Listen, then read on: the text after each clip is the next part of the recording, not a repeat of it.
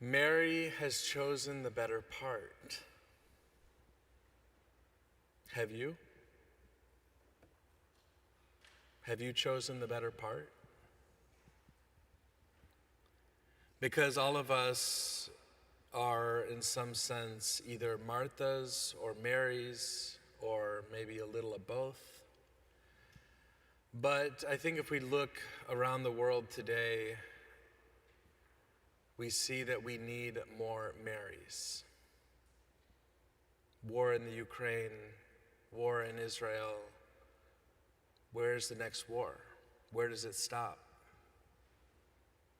What can help our world, which seems to be without hope? Only if we become Marys.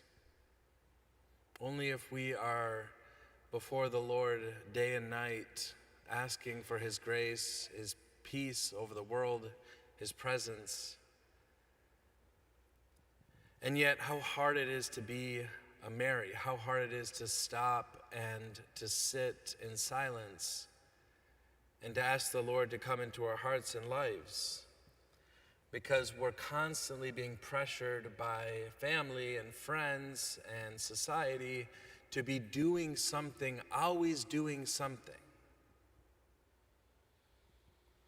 And yet at the end of our lives, the thing that we will want most is to have had that relationship with God, that intimacy with God.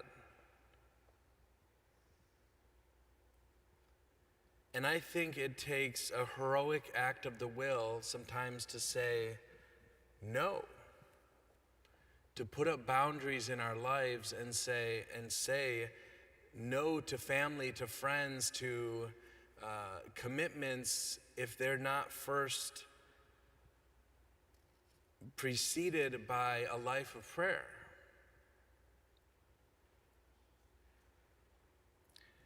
And I think that all of us can run the temptation of trying to prove who we are and prove our value to the world, to others, by all the things we do.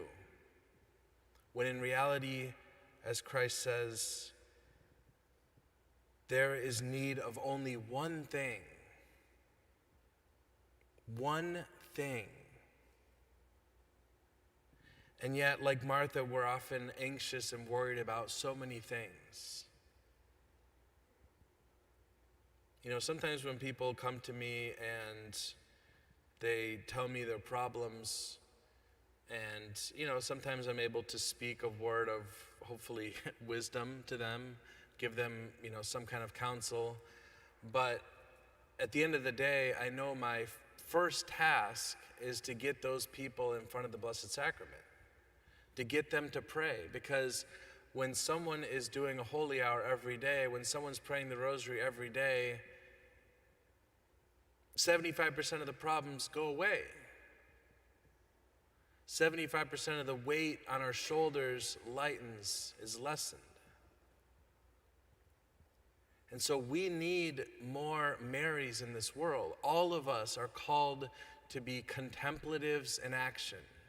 Yes, to serve, to be generous, to love, to go out, but to have our hearts overflowing with grace and love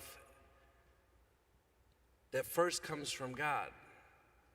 Because otherwise we're just giving ourselves. We're not giving Christ to the world. If I don't spend that time in front of the Blessed Sacrament, I'm giving Michael. And no one wants Michael. People want to see Christ in us. And so that means sitting at the feet of Jesus and letting ourselves be filled with that love and that grace. That's how we be effective in the world today. Especially when, humanly speaking, there are so many things that are beyond our control. But we know that with God, all things are possible.